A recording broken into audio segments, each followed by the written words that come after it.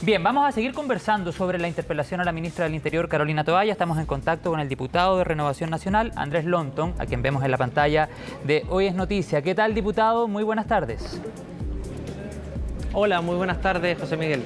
Diputado, ¿con qué sensación se queda tras la interpelación que saca en limpio? A ver, primero creo que fue un buen ejercicio de la herramienta. Creo que cuando los ministros de Estado vienen a rendir cuentas, ganamos todos, en el sentido de que la ciudadanía se entera en carne propia de quienes además ejercen un rol opositor, desde el punto de vista, en este caso, cómo se ha abordado la seguridad en nuestro país. La respuesta que obviamente tiene que dar la ministra en torno al clima de inseguridad que estamos viviendo, que es evidente.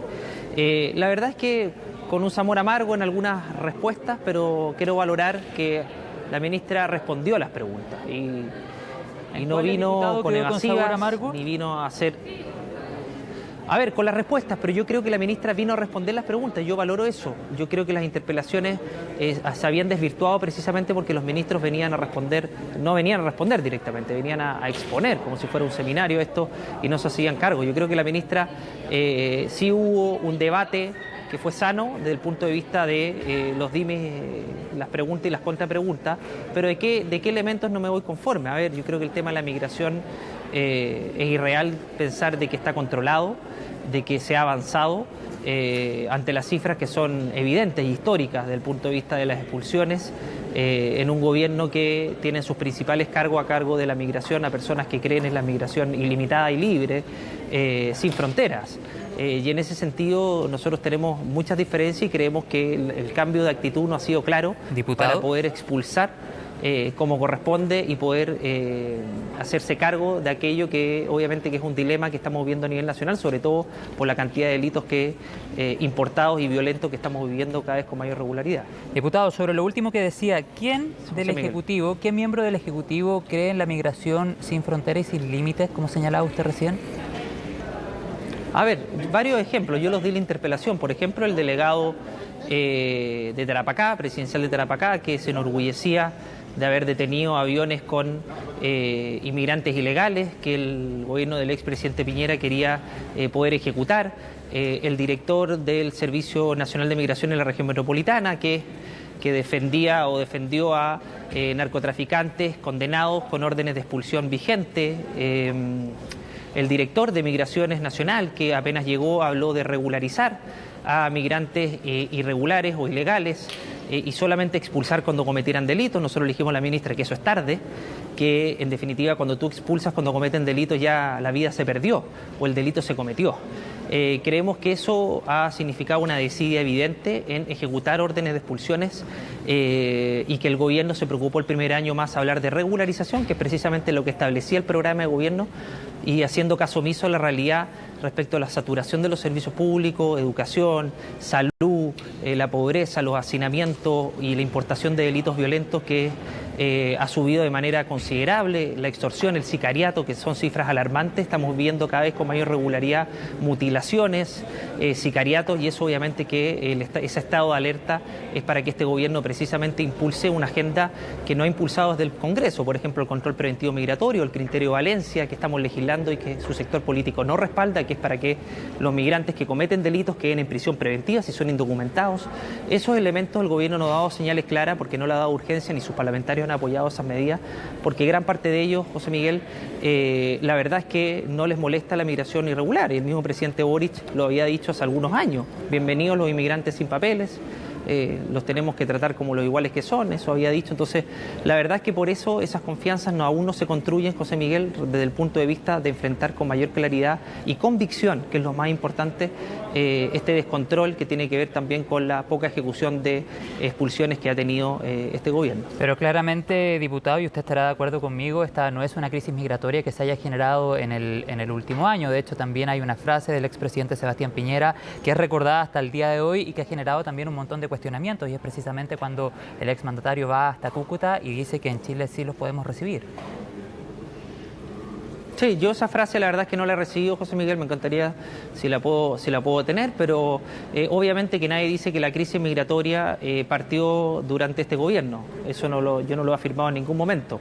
Lo que sí he afirmado es que En los anteriores gobiernos, el gobierno del expresidente Piñera, sí se realizaron acciones para combatir esa migración irregular y que este gobierno, cuando eran oposición, hicieron todo lo posible para que avanzara la migración irregular. Y te voy a dar varios ejemplos. Fueron al Tribunal Constitucional cuando el expresidente Piñera quiso poner visa para los ciudadanos haitianos, ¿se acuerdan? No sé si recordará, José Miguel, cuando entraban con un sobre bajo el brazo, absolutamente engañados, y que trajo hacinamientos, abusos, pobreza, irregularidad desatada. Bueno, el presidente Boric fue al Tribunal Constitucional para que no les pidieran visa, fueron al Tribunal Constitucional para que hubiera acceso a derechos sociales, vivienda, salud y un largo etcétera, educación también para migrantes irregulares, incluso que tuvieran derecho a bono, fueron al Tribunal Constitucional para que no existiera la reconducción, es decir, para que no pudieran devolver a migrantes irregulares el presidente Boric. Entonces, hay un sinfín de acciones que este gobierno realizó para evitar que se ejecutaran las expulsiones y para regularizar a migrantes ilegales en nuestro país, José Miguel, que obviamente si no hay un cambio de actitud desde el punto de vista de quienes ejercen esos cargos, que obviamente que si tú tienes una convicción distinta es muy difícil llegar con un plan para efectivamente ponerte las pilas con respecto a eso. Ni hablar de los aviones, no ha salido ningún avión de nuestro país en contraste con los 26 que salieron en el gobierno anterior, donde se realizaron más de 1.300 expulsiones administrativas. El año 2022 terminamos con una cifra magra de 24 expulsiones, entonces es insuficiente lo que han avanzado todos los gobiernos, pero cuando tú llegas con esa mirada, obviamente que es muy difícil avanzar y es muy difícil de reaccionar ante la evidencia cuando tienes una mirada de fronteras sin límites y una mirada romántica respecto a la migración ilegal. Bueno, recordemos también que la madrugada del día 7 de mayo un avión venezolano también llevó ciudadanos venezolanos que manifestaron la intención de regresar a su país de origen, pero fue un avión venezolano que salió durante la madrugada del día 7 de mayo con la intención también, diputado, ustedes recordará, de descomprimir lo que se estaba viviendo en la frontera norte de nuestro país y la frontera sur del Perú. Diputado, en entrevista con Radio Concierto, si mal no recuerdo, usted señaló, o más bien reconoció, que hay un antes y un después entre Ixquia Siches y la actual ministra Carolina Toa. En ese sentido, uno podría preguntarse por qué no esperar que las medidas que se han ido tomando durante las últimas semanas o durante los últimos meses manifiesten un resultado antes de levantar una instancia como la interpelación. Y estaba leyendo justamente diferentes reacciones que generó esta instancia durante la tarde en las plataformas digitales y en otros medios de comunicación, y muchos hacían referencia a que, en definitiva, el tiempo que se estaba empleando, por ejemplo, en esta interpelación se podría emplear en precisamente avanzar en la agenda legislativa que el Ejecutivo acordó con el Congreso. A ver, varias cosas, José Miguel. Primero, las interpelaciones son herramientas muy válidas en regímenes democráticos para poder para que el gobierno rinda cuentas, los gobiernos de turno, y no abusar de herramientas como la acusación constitucional, donde el ahora gobierno la ocupó en más de 12 ocasiones, y ahí sí que perdimos tiempo valioso, principalmente por tratar de sacar a ministros por diferencias políticas. Creo que hay que revalidar las interpelaciones y desde el punto de vista de la agenda legislativa, que fue uno de los temas, José Miguel, nosotros le hicimos ver a la ministra que de los 28, de los 31, que ahora son 29 proyectos los que están en discusión, la verdad es que solamente 6 tienen urgencia, José Miguel. No se le pone urgencia a los proyectos cuando no hay una agenda, no hay proyectos de ley de este gobierno, mensajes presentados en la Comisión de Seguridad. Por ejemplo, la gran agenda del gobierno han sido 3 proyectos de un solo artículo, en este año 3. La ministra del Interior es ministra, se tiene que hacer cargo de su cargo, independientemente que haya llegado después de la ministra Ixquia Siches, pero ha pasado un año 3 y la verdad es que la agenda legislativa ha sido muy mezquina, principalmente, José Miguel, porque el programa de gobierno del presidente Boric establecía como grandes estrellas de la agenda legislativa derogar el control preventivo, que es una herramienta fundamental para las policías, refundar a carabineros, derogar la ley de seguridad del Estado. La verdad es que no llegaron con una agenda contundente en materia de seguridad y tuvieron que impulsar la agenda del expresidente Piñera, que es la misma que rechazaron en su momento. Nosotros lo valoramos, José Miguel, pero creemos que el gobierno tiene que ser más proactivo en la presentación de proyectos y dejar de lado las aprehensiones que principalmente tiene el Partido Comunista con el Frente Amplio, que la vivimos a propósito de la ley Naín Retamal, lo vivimos a propósito del control preventivo migratorio, el criterio de Valencia, José Miguel, que precisamente no cuenta con los respaldos de los parlamentarios de su mismo sector. Entonces, la verdad es que ha sido difícil avanzar en esa agenda legislativa. ¿Y usted no ve ningún tipo de riesgo en el criterio Valencia o en el denominado criterio Valencia que eventualmente pudiese generar una situación mucho más complicada al interior de las cárceles, que sabemos que está sumamente complicada? Es que la pregunta es la siguiente, José Miguel. ¿El que estén hacinadas las cárceles es responsabilidad de los ciudadanos, de los chilenos y las chilenas? Por eso tenemos que dejar en libertad a personas que pueden ser un peligro y pueden volver a delinquir con delitos violentos o matar a una persona. Yo creo que mientras no se solucione el tema carcelario, que es un problema del Estado, no de los chilenos y las chilenas, esas personas obviamente que si son un peligro para la sociedad tienen que quedar privadas de libertad. No podemos exponer a la gente a que una persona que cometió un delito vuelva a cometerlo porque las cárceles están hacinadas. Eso sería una irresponsabilidad, José Miguel, y por eso creemos que el criterio Valencia tiene que ser legislado para efectos de que personas que tienen antecedentes, ahí se ponen otros temas en la grave, discusión, como por ejemplo, diputado, las presiones preventivas que en muchos casos son excesivas. Sí, claro, ese es otro tema, otra discusión que la podríamos tener, José Miguel, pero no podemos, producto de que las prisiones preventivas son un tema a debatir, eventualmente liberar a una persona que pueda haber cometido un delito grave y puede haber matado a una persona. Yo te pongo el ejemplo de un sicario peruano que entró a nuestro país y que nadie tenía la identidad. Y la verdad es que esas personas dan el nombre, un nombre cualquiera. Entonces esa persona eventualmente podría haber sido liberada, José Miguel.